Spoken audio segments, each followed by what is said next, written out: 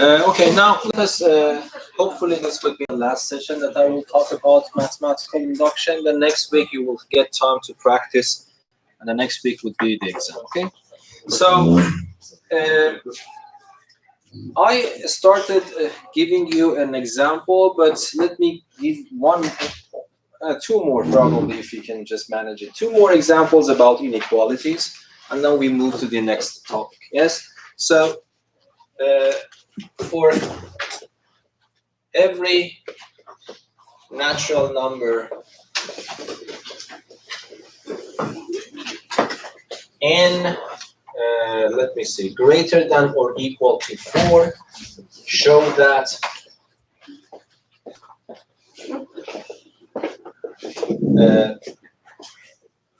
n to the 3 is less than 3 to the n. The previous problem of this kind was the example solved in the book, so let us solve one more at least here.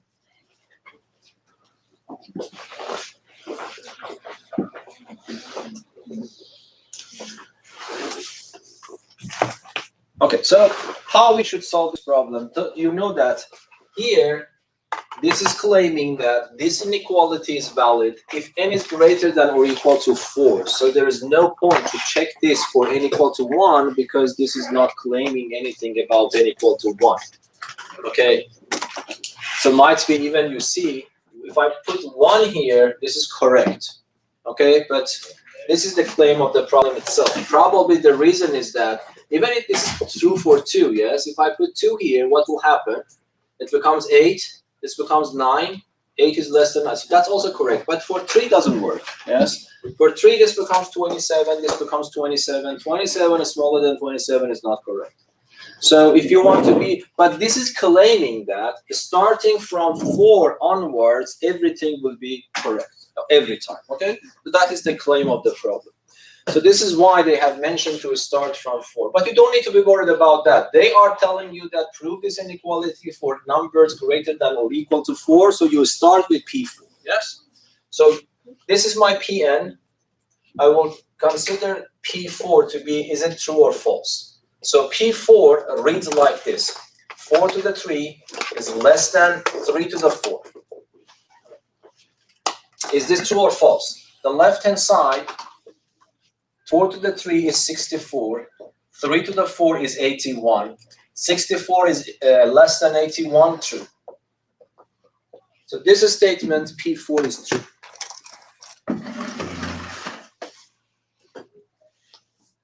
Now we assume that, so we need to write something. So let K be a natural number,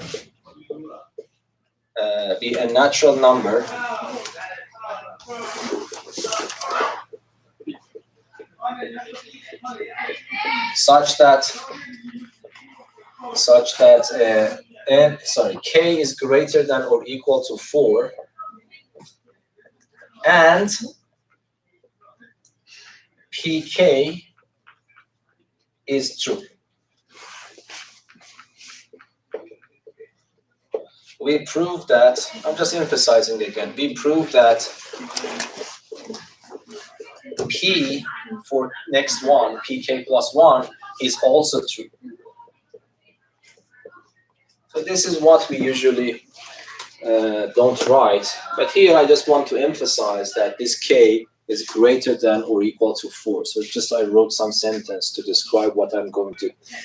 Okay, so Pk is true. What does it mean?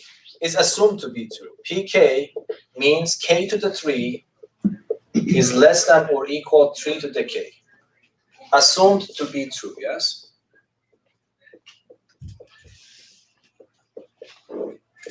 Now my goal is to show that Pk plus 1 is also true, which means K plus 1 to the 3 is less than 3 to the power of K plus 1. This is the question.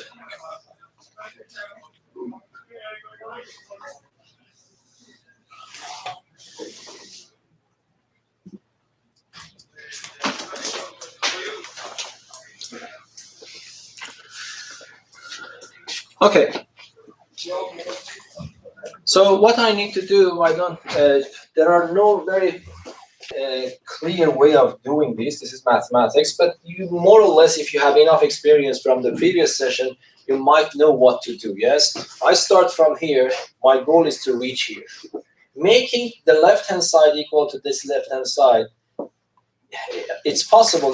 I'm not saying it's impossible, but there is something easier to do. I would say that it is easier to make the right-hand side equal to the right-hand side, yes? By just simply multiplying both sides by 3. I will do this simple way. If it doesn't work, of course, I have to cross everything over and come back to solve another way, okay? So let me just start here. I am assuming that this is true. My goal is somehow to prove this. And then I realize that there is an extra 3 on the right-hand side here, yes? Because this is nothing except 3 times 3 to the k. So this will motivate me to multiply both sides of that by 3, yes? Let us see if it works or not. So I multiply it by 3, it becomes 3k to the 3 is less than 3 to the power of k plus 1. Yes, agree? Now you see that you have a little bit of experience before, so you know that if I am dealing with inequalities, there is no guarantee that I can exactly reach to the other side. So you need to have a logical reasoning behind that. So can you tell me what is enough to show so that I can conclude this? Okay, let us every one thing, and I will ask you. So my goal is to show this inequality. I haven't been able to show this inequality yet, but instead I have shown this inequality, which the right-hand side is exactly equal to the right-hand side here. If I do something, if it works, then I am done. What should I do? Yes? We should show that 3 plus 1 cubed is less than 3k cubed. Or no? K plus 1 cubed. No, because my goal is to show this is smaller than that one. I succeeded to show that one is smaller than that one. If I show something, then I am done. What is that something? Can you check again?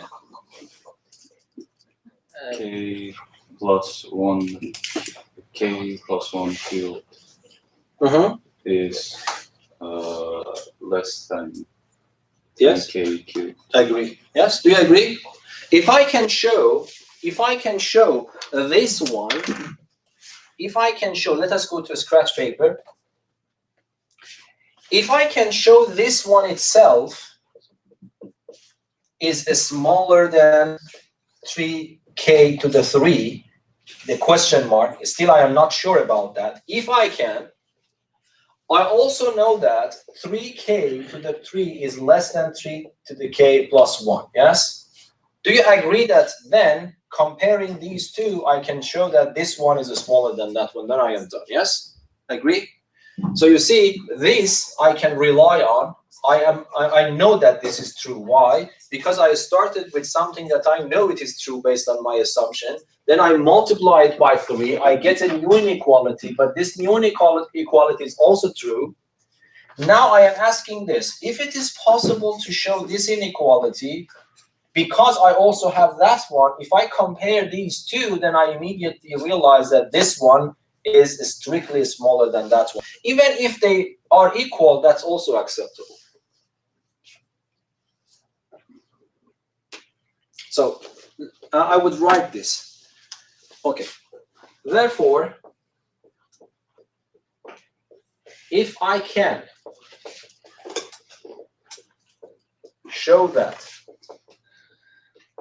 k plus 1 to the 3 is less than or equal. Even equality works, but of course in this case they are not equal apparently. If I can show that this expression is less than or equal to 3k to the 3, because 3k to the 3 is itself smaller than this one, then I am. And then what I do, I go and try to simplify this expression, because it is not that trivial, by the way. You see, k plus 1 is bigger than k. I am raising k plus 1 to power 3. If it was not a 3 there, definitely this is bigger than that one. But then we are saying that if you multiply it by 3, then it becomes suddenly bigger, smaller than. Sorry, if you multiply this by 3, I want to show that this becomes bigger. You see, if the 3 was not there, this is wrong. So I want to show that even though this itself is bigger than this one, but if I multiply this one by 3, then it becomes bigger than this one. So it's not that trivial. So you need to have a good argument for that. And I think the method actually Alex and Lube mentioned last time is also working here. So you just divide by k to the 3. It's very simple, yes? So I will start, but is it reversible? So be careful about that point. So I would say that I want to show that this equality is true. Can I divide both sides by k to the 3? The answer is yes, because k is positive, so I don't need to be worried about changing the direction of the inequality. And then this becomes less than or equal to 3. But this is not important. The important thing is that this operation should be reversible. Is it reversible? Yes, because instead of I can multiply by k to the 3 and go back to the same. So it is very important that these should be reversible. Okay. And let me now write it in a slightly different way. So I can write it in this form. I can write it as k plus 1 to k to the 3 less than or equal to 3, yes? What I have written instead of this expression, I can write this expression. But you can divide this in this form. All of them are reversible. I can divide k by k, it becomes 1. I can divide by 1 by k, it becomes 1 over k. And then to the 3 is less than or equal to 3. Is that right? This seems strange. Is the direction really correct? Yes, let me see if I have written it correctly. I hope that this is not the other way around. No, I have written n3. So let me check it for another number. For example, 5. This is 125. Yes, that's a smaller. So that's clear. That's an exponential function. So everything is right. So let me check that I have done everything right here. So we proved that one based on our assumption. Yes, I multiplied by 3. Then I am saying that if this is a smaller than, so everything seems right. But is that really correct?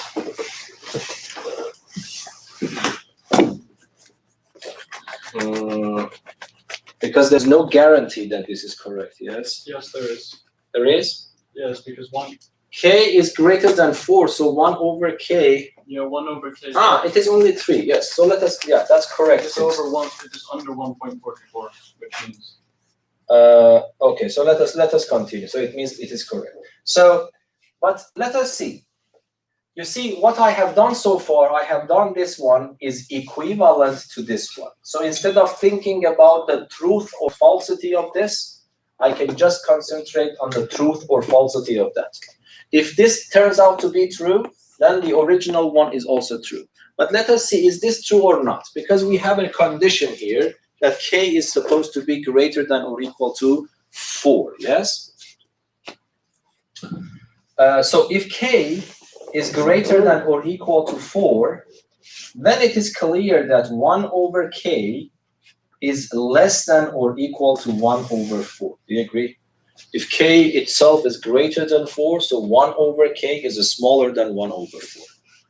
Okay, and then if I add 1 to it, it becomes 1 over 1 plus k, and then if I add 1 to it, it becomes 5 over 4. Yes? And then I raise both sides to power 3, it becomes 1 plus 1 over k to the 3, smaller than or equal 125 divided by 64. This is guaranteed, yes? So you see, I simplified this expression equivalently, I reached to here, but still, I don't know this is true. I know this is equivalent to this, but unfortunately, still, I don't know this is true or not. So I need to guarantee, if this is going to work, I need to guarantee that the last statement is true. Okay? So now I came back and used this fact. that k is greater than or equal to 4, then it means that 1 over k is less than or equal to 1 over 4. I add that 1 to it, and then I raise it to power 3. Yes? But do you agree that this is also smaller than or equal to 3? So I am done.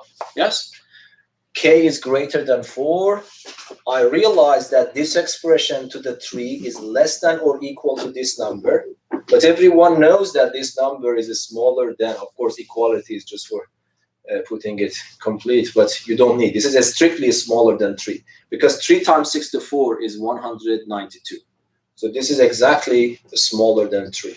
So it means that now I know that, so therefore this means that I can clean this and write true instead. And when this is true, because this is equivalent to the beginning, I can come back and say that yes, this is also true. Is that understandable? Okay, good. So this trick of dividing is a good trick to learn.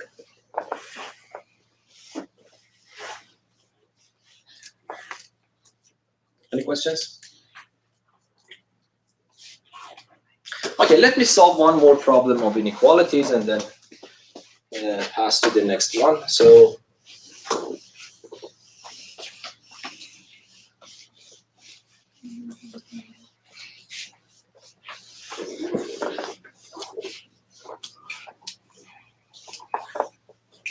okay, so let x and y be real numbers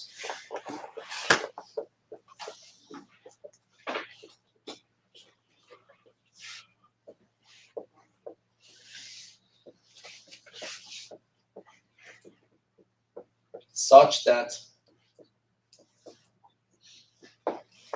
x plus y is greater than 0. For every natural number, right, for any natural number n,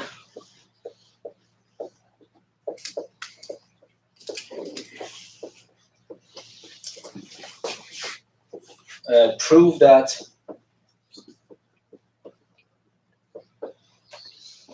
x plus y divided by 2 to the power of n is less than or equal to the x to the n plus y to the n divided by 2.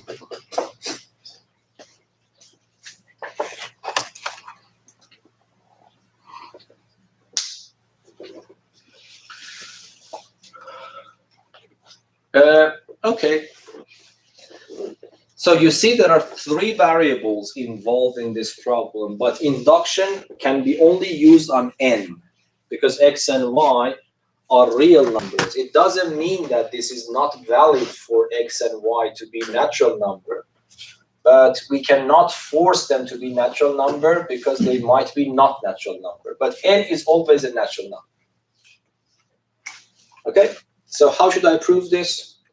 Again, I write P1. I check P1. P1 means that I replace n with 1 everywhere. So x plus y divided by 2 to the power of 1. Yes? I need to ask myself, is this true?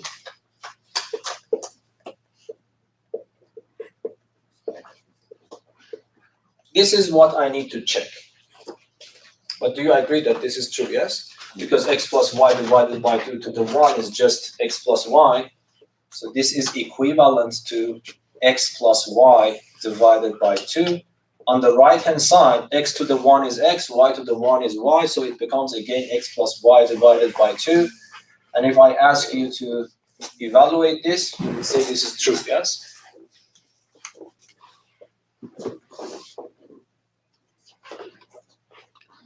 Now, here, we assume that pk is true.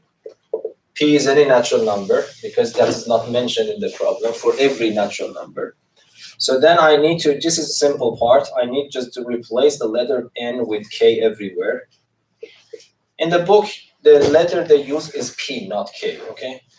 Because I'm using p here, so I just avoid to use p here. And then I have this one, assumed to be true.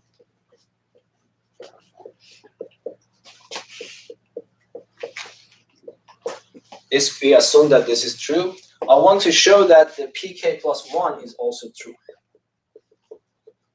So what is that one? It means that I need to replace n with k plus 1 everywhere. But this is simple in this case. I don't need to be very careful here. It's very simple.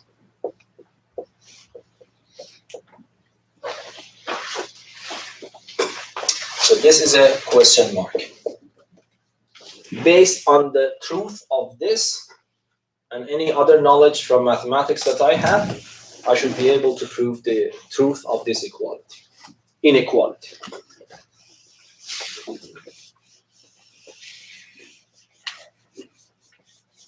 Okay. Do you have any suggestions? Because I want to finish, this is why I don't want to wait that much for you to work on it, okay? Because next week I want to give you full time to practice. Okay, can you tell me, I want to go from here to here. So what is the, yes? Take both sides of pk and multiply by x over x plus y over 2. Exactly. So that is probably the best way, I would say, yes? So, okay, I will start from here. X plus y divided by 2 to the k is less than or equal to x to the k plus y to the k divided by 2 based on the assumption of the induction. By the way, can I multiply and then make sure that I don't need to interchange this to change the direction? Yes, because you see in the problem itself, it has mentioned that we don't know x and y. Might be x and y, one of them is positive, the other one is negative. But what we should know is that the sum is positive. And then you are multiplying by x plus y divided by 2, which is guaranteed to be positive. So we multiply by x plus y divided by 2. Let me write it here, so that if you study later, you understand what's going on. So I am multiplying it.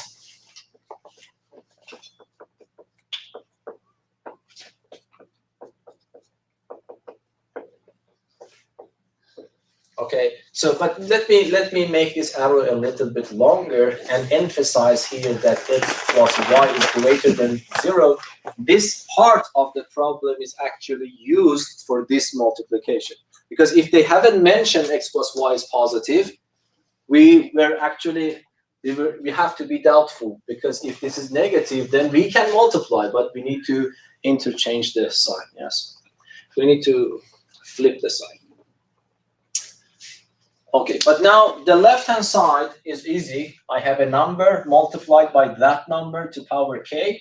So this implies that I have x plus y divided by 2 to the power of k plus 1. But on the right-hand side, what is your suggestion? You need to have an eye on what you want to prove. One bad thing that happens is that when I multiply that 2 by that 2, it becomes 4. And unfortunately, I need a 2. But the good point is that if I start multiplying these two polynomials, x multiplied by that will give me x to the k plus 1, which is good. Y multiplied by that will also give me something good. But unfortunately, it also gives me some terms that I don't need, yes? X times that one plus this one times that one. Let us see how it happens. We cannot do anything more. So just let me multiply. That's the denominator multiplied by the denominator is 4. And then x times that one, it becomes x to the k plus 1. And then the next one is x y to the k. And then the other one is y x to the k. And finally, I have y to the k plus 1. So if I ask you, is this guaranteed to be true? You would say yes. Why? Because I started from something which by assumption is true, and I did something legitimate. I just multiplied both sides by a positive number, and I got this one. If that one is true, this is also definitely true. But unfortunately, this is far from what I want to show. Again, you have this experience. You need to ask yourself, if I can do this, then I am done. What should I do?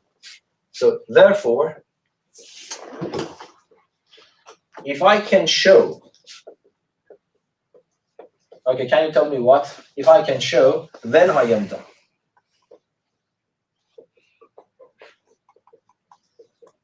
Okay, so what should I write in this gap? My goal is to show this one is a smaller this one. I didn't succeed to do that. I was able instead to show this one is a smaller than that one.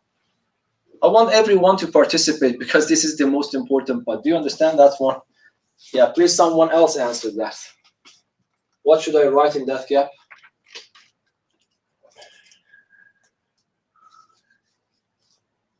No?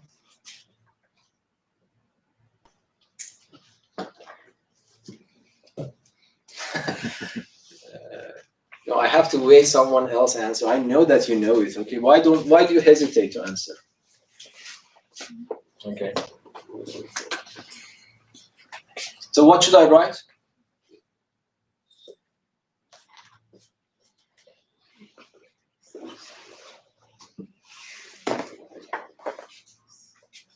Come on. No, let us someone else participate.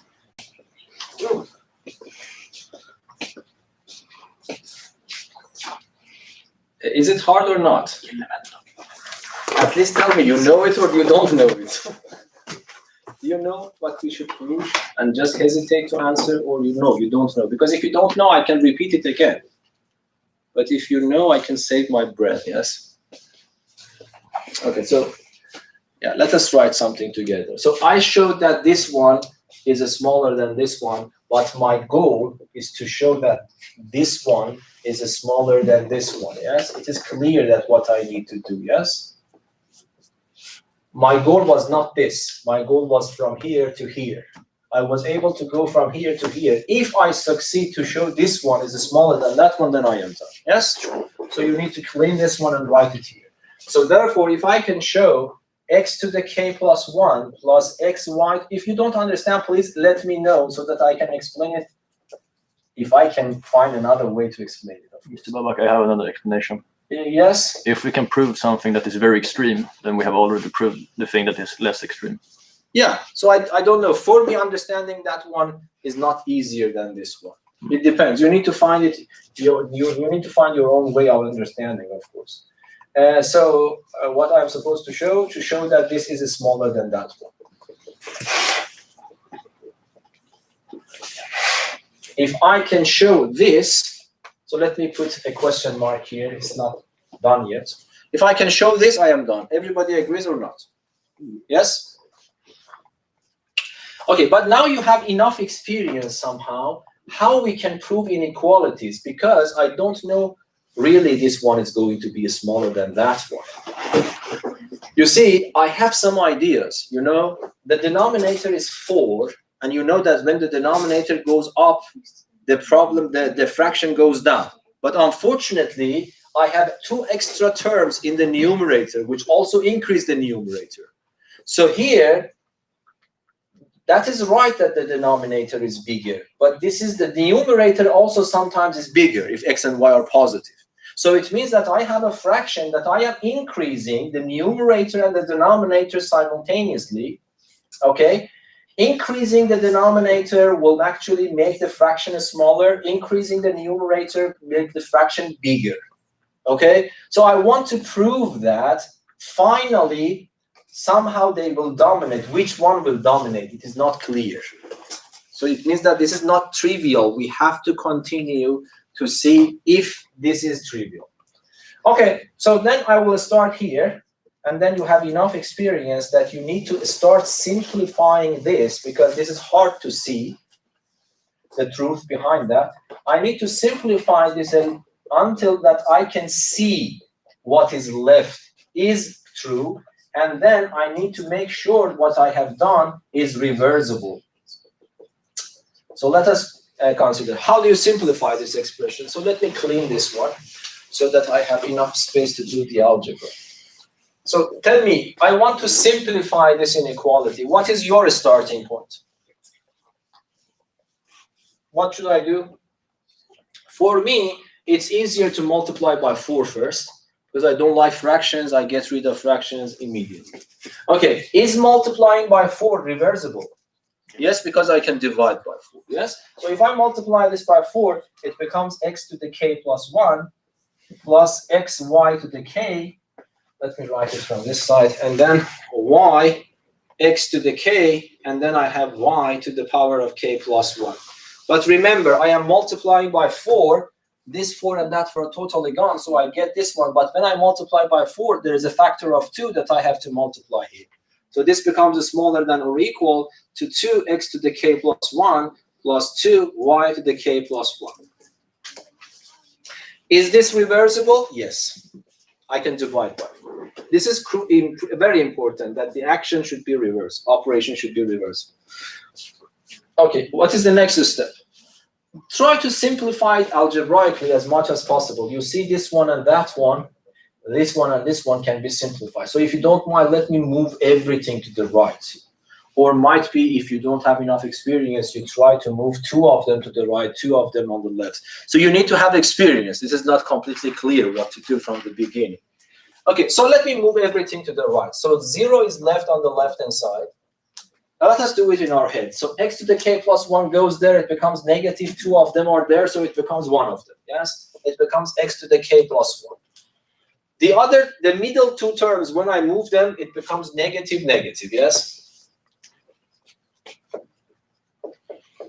And the other one is, I have 1 x to the k, y to the k plus 1. I move it here. 2 of them are there, so it becomes positive 1 of them. Agree?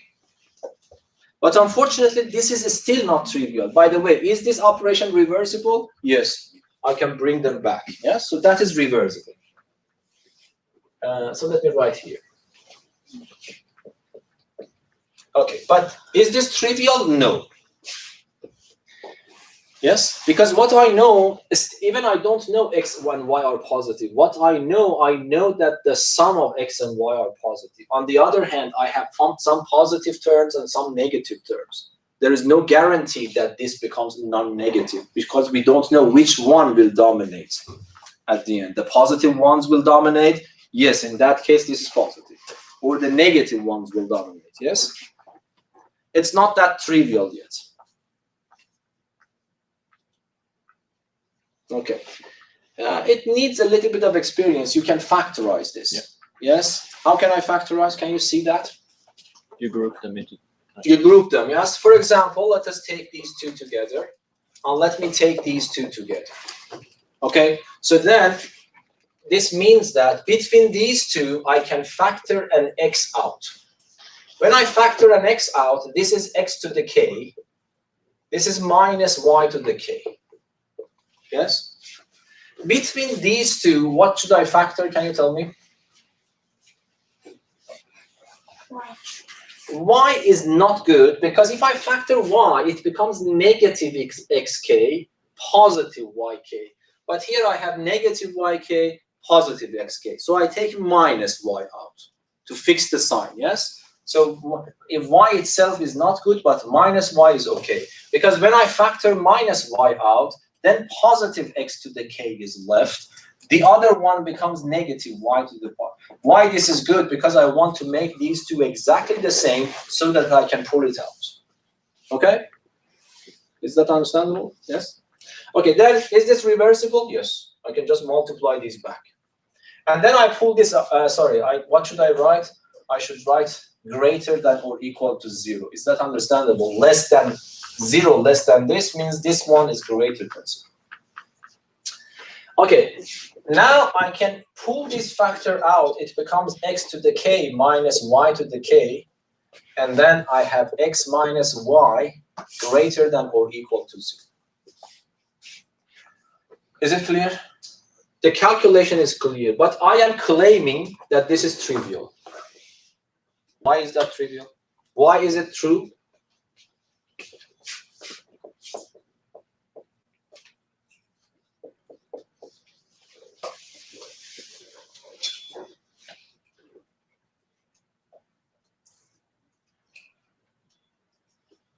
What I know k is a natural number.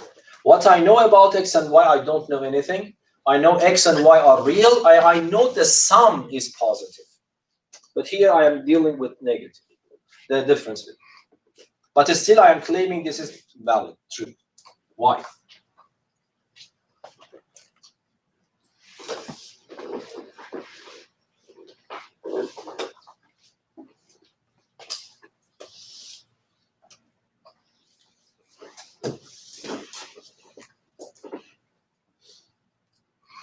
It's not hard at all. Yes? Because if one of them were to be negative, then they would cancel out on both sides and it would But- become positive again. You need to be 100% sure. The way that I want to reason for that, bring you certainty, yes? Think about x and y. I don't know anything about x and y. There are 3 possible scenarios for x and y. One possibility is that x and y are equal, yes? In that case, this is 0, so it's equal to 0. Okay, now you complete me. So do you agree that I don't know x and y, but these are numbers, so there are 3 possibilities for x and y. One possibility is that the x and y are equal. In that case, this is 0, the left-hand side is 0. I'm okay. Yes? If x is bigger than y, then they're both positive. So it's they're This is one. There is another possibility. and if y is bigger than x, then Yeah. they're both negative. Then they're both negative. So that's always the case. So you see, even though I don't know anything about x and y, but I know these are numbers. They are not coming from Mars. Yes. So either x is equal to y, x is greater than y, or x is less than y. These are the only possibilities. Yes. So let me write over. So here, x is equal to y. If this is the case, then I am done because this is 0. If x is greater than y, then definitely this is bigger than this one, this is bigger than this one, positive, product is positive. If x is less than y, then this is less than this, so it is negative, but simultaneously this is also negative. So again, the product is positive. Yes. So it means that this is indeed true. And then I am done. Yes. So I didn't write it down because I don't want to spend so much time. So if you forgot, you can see the video. But is that clear for everyone? So this is, I think, enough for inequalities. Let me change the topic to some application of that. So you are seeing, I'm just giving you a lot of examples that you can see that this method is really powerful, not just in one part of mathematics, but in many branches of mathematics. Now let us do some number theory. These are also in the book. So let me start with example. Yeah, example. Yeah, I think 2 is enough because there is a very nice problem in the book that's hard. I want to have time to solve that one as well. So let me start with a simple one.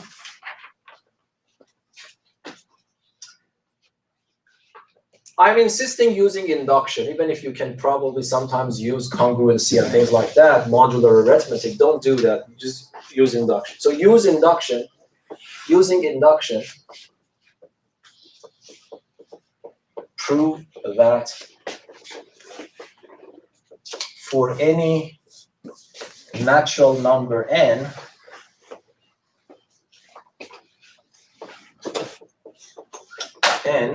number 1. Let me start with very simple one. 6 to the n. So let me write it in this way. 5 divides 6 to the n minus 1. So this is also a problem from number theory that we can use induction because this is dealing with a natural number. Okay, so let us do it together. So P, this is my Pn, so I need to write the statement for P1. So what's the statement for P1? It claims that 5 divides 6 to the power of 1 minus 1. Is it true or false? Because the right-hand side is 5, the left-hand side is also 5, so it is clear that 5 is divisible by 5. So this is equivalent to saying that 5 divides 5, which is a true statement. And now I'll assume that pk is true. What is the meaning of pk to be true? It means that I replace n with k everywhere, and this is the statement that I can rely on, assumed to be true.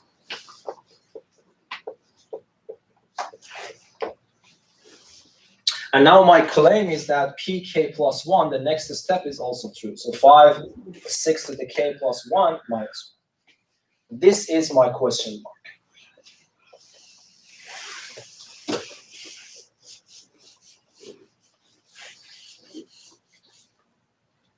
Okay. Do you have any suggestions? How should I start? Should we use a definition? I think so, because I can use theorems, but I don't count on your memory for those theorems because I didn't emphasize them very much. So, but you need to remember the definition, and that definition is enough. Yes. So, can you remember that? So, I can start from that. You are telling me that this is true. So, this means that 5 divides 6 to the power of k minus 1. Then, this implies that. Do you remember what was the definition? For any number q. There exists. Okay. Yes, there exists a q in the set of integers such that the right-hand side is equal to 5, the left-hand side times that number. Yes?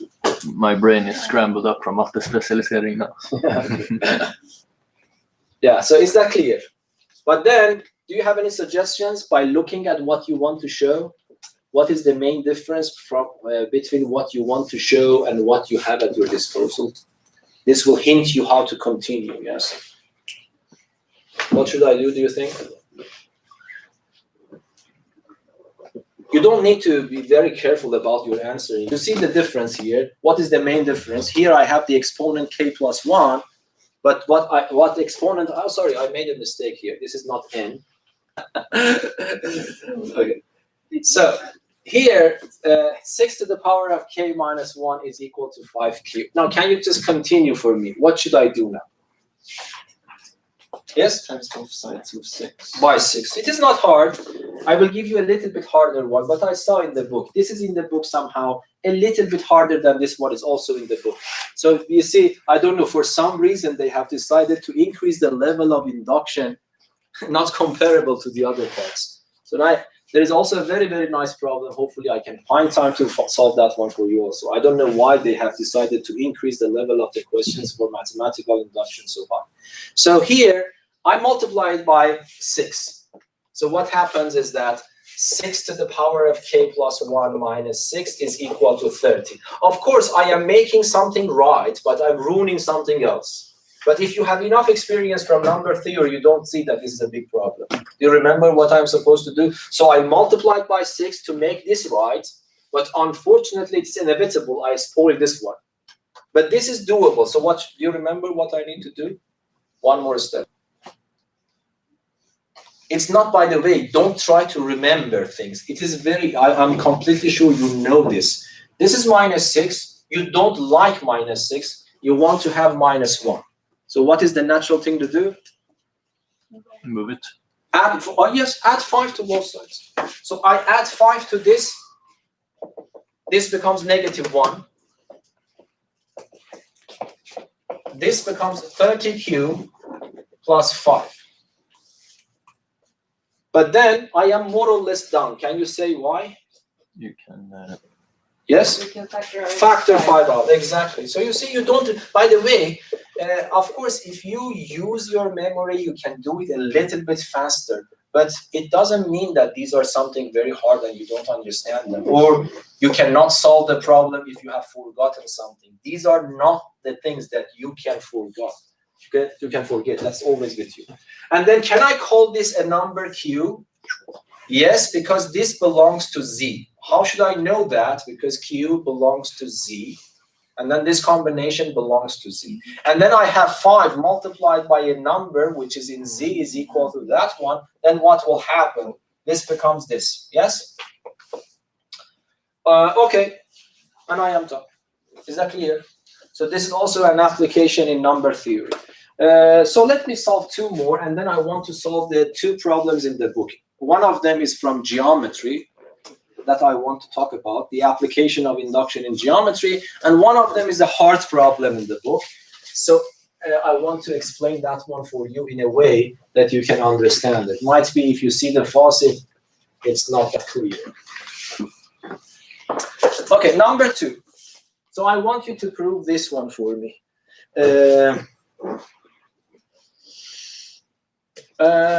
16 divides this number. 5 to the n minus 4 to the n minus 1. Okay.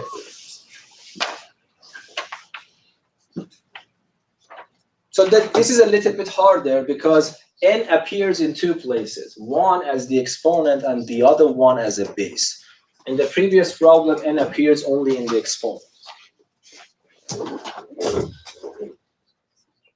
I think the starting points are very easy, so let us do it together immediately. So the first thing that I need to check is P1. So this means 16 divides 5 to the 1 minus 4 times 1 minus 1. So this is equivalent. 16 divides, which is the number? 5 minus 4 minus 1 is 0. So do you remember that any number divides 0? Yes, 0 is divisible by any number. So that is true. Yes? Do you agree that 16 divides 0 is true? Okay. Now we assume that pk is also true. 16 divides 5 to the k minus 4 times k. I don't need to put times. And then minus 1. Assumed to be true. And then pk plus 1 is supposed to be, we are supposed to show it is true. Okay, so please make sure that you write it correctly. Is this way that I am writing is correct or not? Yes, I have to put a pair of brackets. This is wrong. If you write it, then you cancel these two, which are not you are not allowed to. So you have to write it in this way. And I would prefer to simplify this and then continue. Because, of course, I am supposed to show this, but there is no difference mathematically between this one and this one. 5 to the power of k plus 1 minus 4k minus 4 minus 1 is minus 5. So do you agree with me? So instead of proving this, forget about this. Let us prove this. I also know what I'm sure that you know what to do. You have enough experience in number theory. So where should I start? So let me put the question mark here. This is what I want to show, but this is what I can rely on to be true. So I think everyone knows that we can start from here. So I ask, I answer on your behalf to myself. Okay, this is the best way. Okay, so what should I do? I use the definition. This means that there exists a cube in Z such that the right-hand side 5 to the k minus 4k minus 1 is equal to 16q. But then you need to have a brave decision here. What you want to do? Yeah, it's not very brave one. It's not that hard. Yes. So what you want to show is this one. You like this combination to appear. But unfortunately, the combination that we have right now is this one. I think you have enough experience. If I add minus 4, do you think it will work? Might be it work in the future, but it becomes harder. If I add minus 4, then the problem is that this becomes minus 5. This is good, but still this is 5 to the power of k. So if you just rely on your experience, this is not a good idea. There is also another one. There is only one more way that it is natural to multiply by 5. Of course, if you multiply by 5, you will spoil this part and that part. No, this part. But probably you can fix it in the future. So let us multiply by 5. So it becomes 5 to the power of k plus 1 minus 20k minus 5. 5 times 16 is 80 times q. Now, can you fix it? What I need, just have an eye here. 5 to the power of k plus 1 is good. I have it and I need it. Minus 5 is also good. I have it and I need it. But unfortunately, minus 4k I need, but instead I have minus 20k. But this is very easy, yes? What should I do? Just say. We add 16k to this. Okay, so I add 16k to both sides. So this becomes 5 to the k plus 1. And then minus 4k minus 5. I am adding 16k to both sides. So then the right-hand side becomes 80q plus 16k. Agree? And then I think you know what to do. because these two numbers are divisible by 16, I can pull a 16 out. It becomes 5 to the power of k plus 1 minus 4k minus 5. And then this becomes 16. This becomes 5 cubed plus k. But the only thing that I expect from this is that this number should be an integer. And this is the integer because q is an integer here. And k is a natural number. So this is an integer. So this means that 16 divides this expression. Yes, 5 to the k plus 1 minus 4k minus 5. Is that right? Is that okay? So I am done. So you see, it's not hard, but it is good to see that we can use induction even for number theory. If you don't want to use induction, this is probably, you need to find a very smarter way. That if you like to, you can think at home about it. If I don't know you can solve it at home or not. Might be, if you know the binomial expansion theorem, you don't need to use induction, you can prove it. But the power of induction here, you see, we are not very creative here. We are just following normal strategies, yes? And then we were able to show it 100%. Okay, so if you don't mind, let me stop here and then go to other two problems. So if I have time, I can come back and give you another example of this type. Okay. Mr. Babak, Yes. do you think mathematical induction is making mathematicians lazy? No, because mathematics is actually very hard, so they cannot become very lazy. Okay. Okay. So let me solve a problem from geometry that is a level 3 problem in the book. Okay. So this is a very nice problem so that you can see that you can prove even in geometry. So let me prove it, let me write it on the board. Show that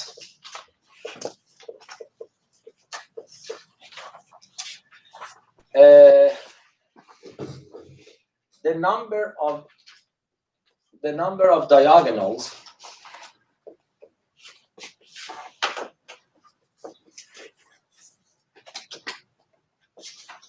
of a convex n-gon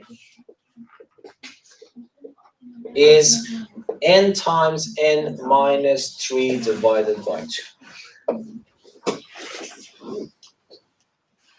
Show that the number of diagonals of a convex n-gon. So let me explain these things. N-gon means a shape with n sides.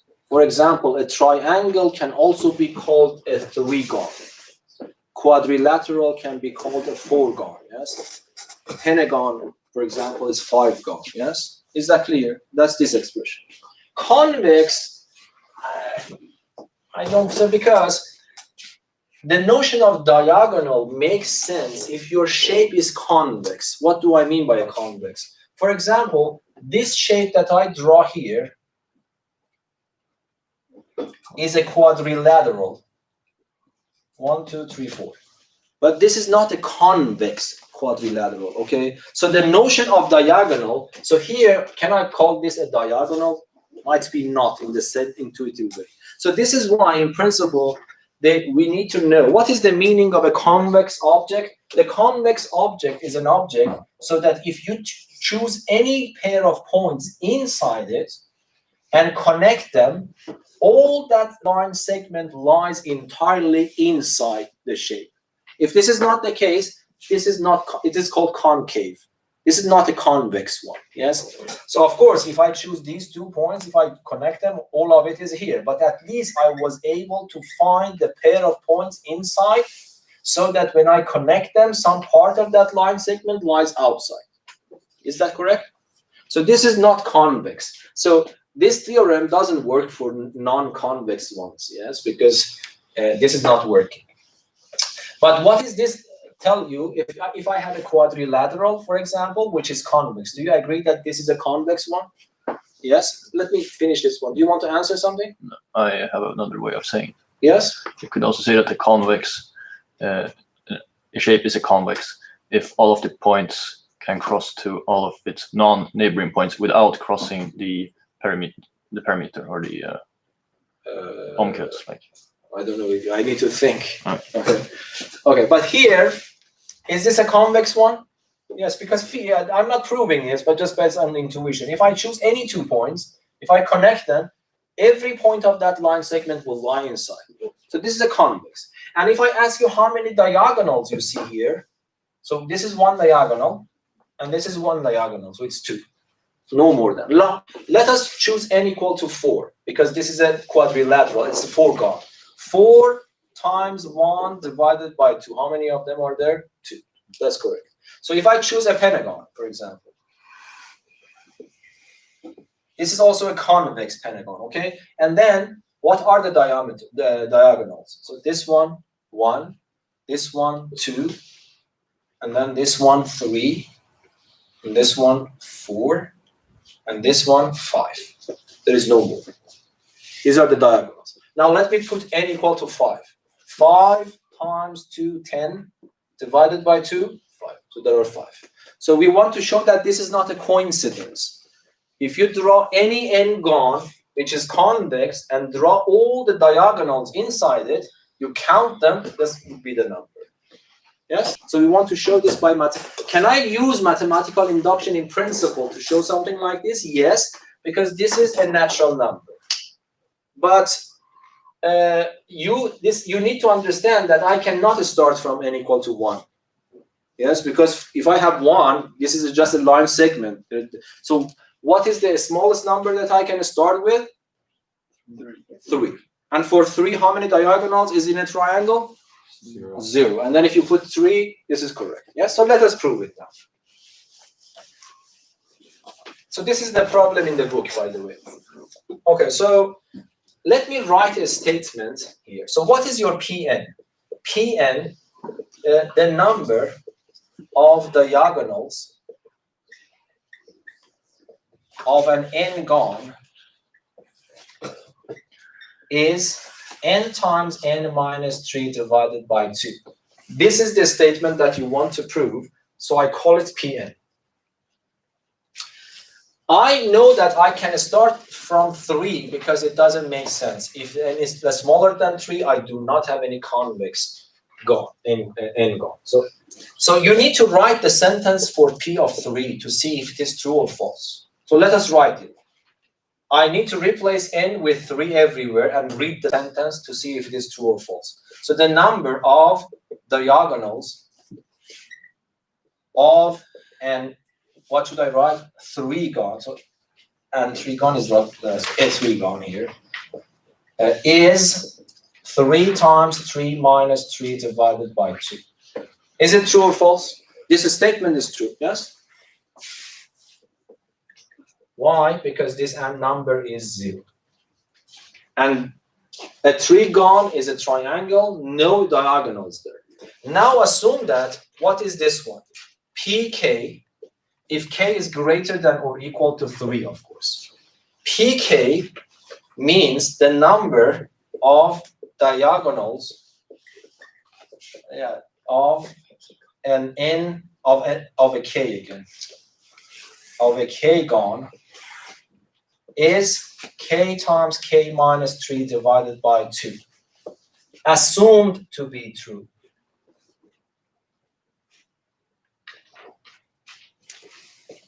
Yes?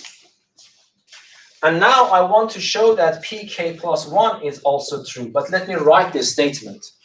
Number of diagonals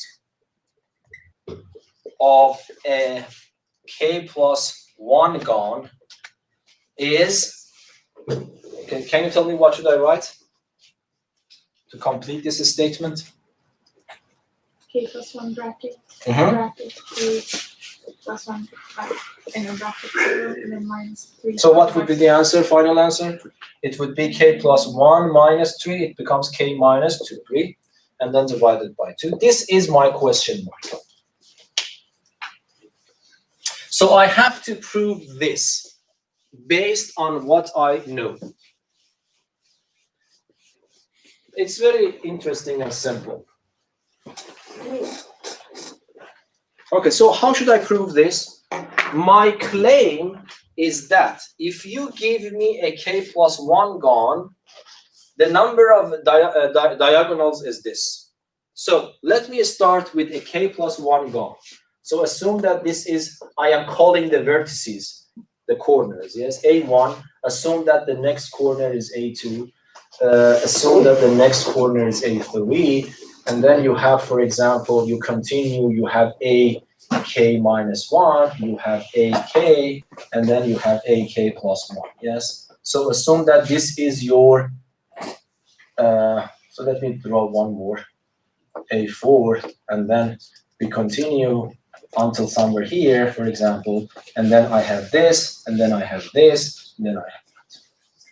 Something like this, imagine, yes? So I have a polygon, but with k plus 1 sides. Do you agree that they have exactly the same number of vertices, yes? Because quadrilateral, you have 4 sides. How many corners do you have? 4.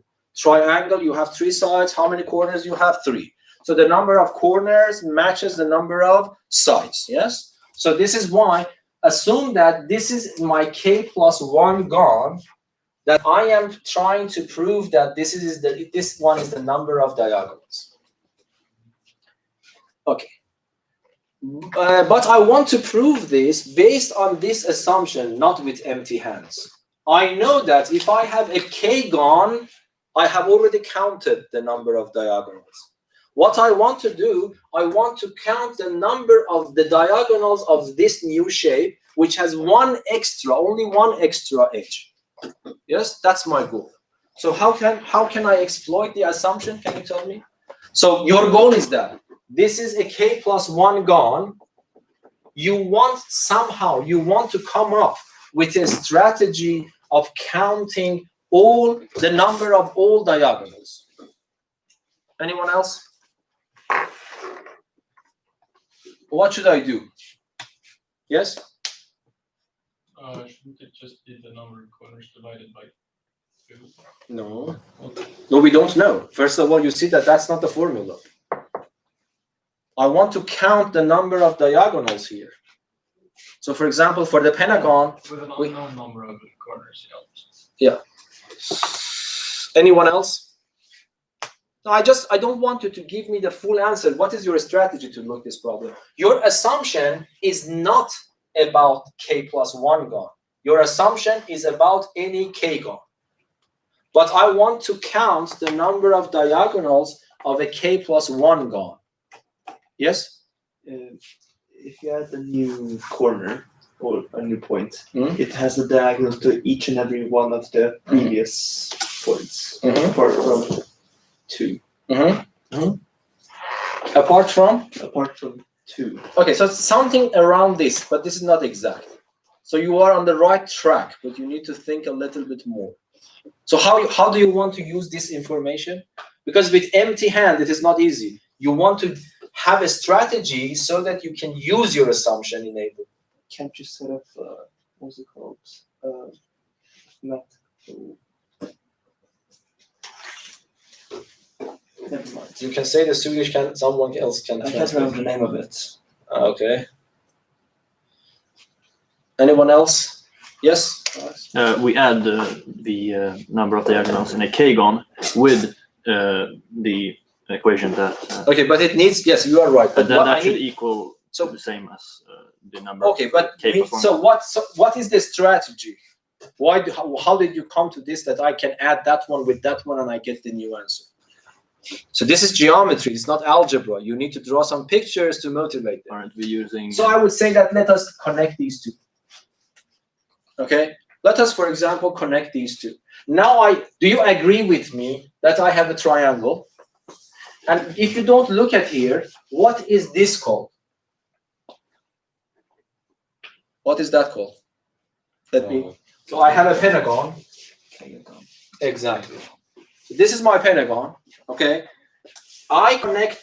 So these are my 3 vertices. I connect this one. Of course, I have a triangle. What is left behind next to it? It's a quadrilateral. So do you agree? So the whole shape was k plus 1 gone. And I am just telling you that take A1 and connect it to AK. Then I will have 2 shapes next to each other. This one is a triangle. So this is triangle. And this is k gone. Is that understandable for everyone or not? Yeah. Okay. Now my goal is to count. Oops, sorry. My goal is to count the number of diagonals here. Okay. One thing that you need to know: any diagonal that I draw here in the k-gon also serves as a diagonal for the k plus 1 gon. Do you agree? Is that understandable? So if you don't look here, if I just draw this one, of course this is a diagonal for this part, but if you look bigger, this is also the diagonal for the original shape. So it means that if I count all the diagonals here, those are also diagonals of this one. So let me start with this one. So the number of k plus 1 diagonal, so the number of diagonals of k plus 1 gon is equal to. So I count all the diagonals inside the k gon. But I don't need to count them because it is given to me by the assumption. Yes? It is k times k minus 3 divided by 2. Do you agree? Yes or no? It's not complete yet, but at least I could convince you any diagonal that you are counting here is also a diagonal of the bigger shape, so they have to be included.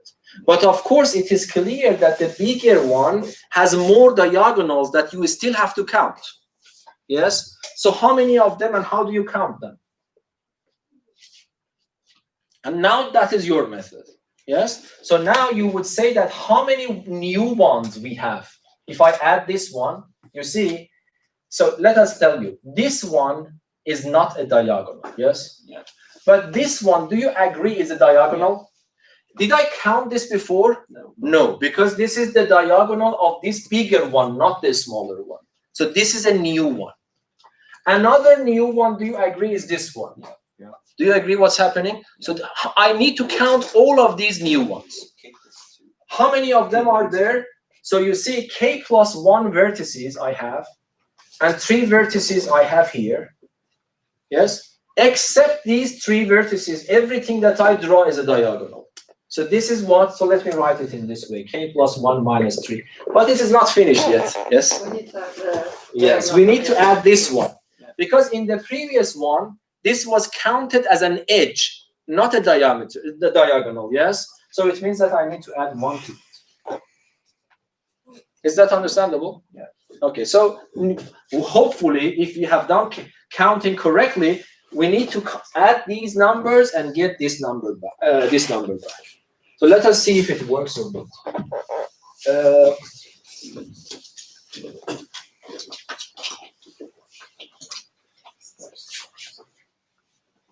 Okay. Yes? Can you explain k plus 1 minus 3 again? This one. So for example, here, if I add 1 extra vertex here, so assume that you have a quadrilateral. So do you agree that this is a diameter of the quadrilateral? Yes? This is also a diameter of the quadrilateral, but they are also the diameters of the bigger one, the pentagon. Yes? But now, if I add this new vertex, how many new ones I produce? If I connect this one to this one, it is not diagonal. If I connect this one, so this vertex shouldn't be counted. I can connect this one to this one, so 1 vertex should be counted. And then if I connect it to this one, another vertex should be counted. Yes? But then if I connect this one to this one, it is an edge, so it shouldn't be counted. So how many corners we had? We had 5 corners. 3 of them you never count. So you take 3 out of it. So only 2 of them are left. Yes, because if I connect this one to this one, it's a, pardon? No, 1, 2, 3 vertex. I'm counting the number of vertices.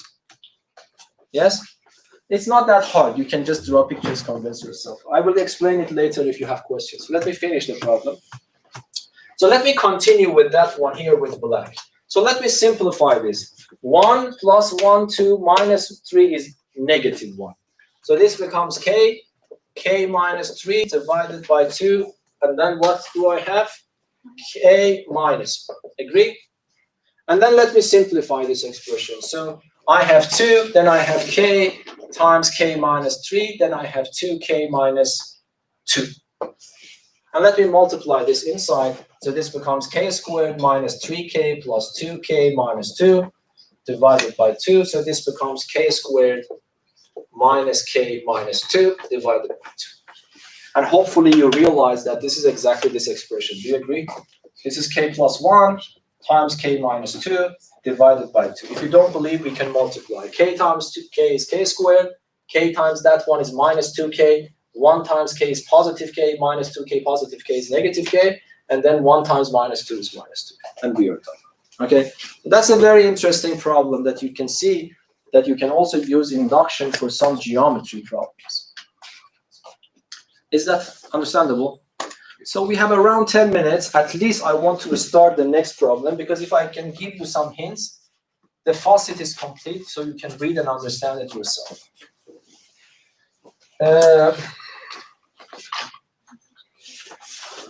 So we are supposed to show, if I remember, 1 times 2.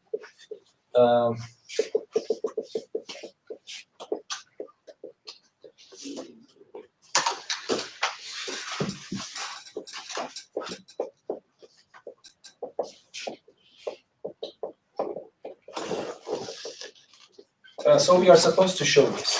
Let me write one more term here. I don't know the book. Let me just keep it like this. If I give 1 here, it becomes 3 times 4. Yes, so let me see which problem is that. It is problem 1245. what? 1245. 1245, yes. 1245, it's a good problem. It's a very nice problem, by the way. And then let me see if I have written it correctly. 1 times 2, 3, 4, yes? Yes. It's a very nice problem. Let us see if I can give you some hints, at least, how to start with. I want you to answer me, because I want to see how you think about this problem. We are supposed to show this equality. This is more or less the first time that you have some dots on the left and some dots on the right, yes? And you're supposed to show that 2 series are equal together. Okay. I don't know how the book has started, but let me simplify this a little bit for you. Let me call this one, the whole expression, let me call it an, and let me call this one bn, so that I don't need to write all the things and so everything. So my goal is to show this. Do you agree with me or not? I want to show that an minus bn is 0. Do you agree? If I show this, I am done. Yes? I call this one an. I want to show that, of course, an is equal to bn, but an equal to bn means an minus bn is equal to 0. Okay? Now, first of all, this pattern is clear, but do you think this pattern is a little bit strange? How do you interpret this pattern? Because this tells you that n plus 1, the next one is n plus 2. What's the next one? N plus 3. The next one, n plus 4. But it suddenly goes n to n. So because when you use these dots, it means that the pattern should continue. But how it comes that at the end, suddenly it becomes 2n? Yes, Natalia? N plus n. Yes, so it means that this means that, so it shouldn't be strange. N plus 1, the next one is n plus 2, the next one is n plus 3. I continue until I reach to the very last one, which is n plus n. So it means that this n from the beginning remains fixed up to the end. Another number is changing from 1 to 2 to 3 to 4 and to n plus to this one. Yes? I want to test your understanding. What is the term before that? What is the form before that? Before that? Exactly before that. 2n minus 1. No, just write it in this form. N plus n minus 1. N plus n minus 1, exactly. which you said 2n minus 1. Yes? So you understand this, the pattern is a little bit confusing. I hope that I could explain it. There are two terms involved. One of them is from the beginning fixed and it is n all the way around. And the next one is changing from 1 to 2 to 3. And then you stop when it reaches to n. That is why the last one is written 2n. Okay? Now let me test your knowledge again. So if I ask you what is B1, this is your Bn. Can you calculate B1 for me? Because if you can answer these questions, then it means that you can read the faucet and at least understand what's going on. What's B1?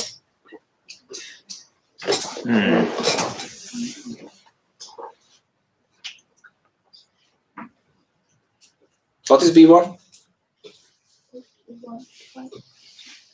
What? 1 divided by 2. At least you write this and then you write 1 over 2. I want to see that you understand or not. What is B2? Yes? 1 over 4. No.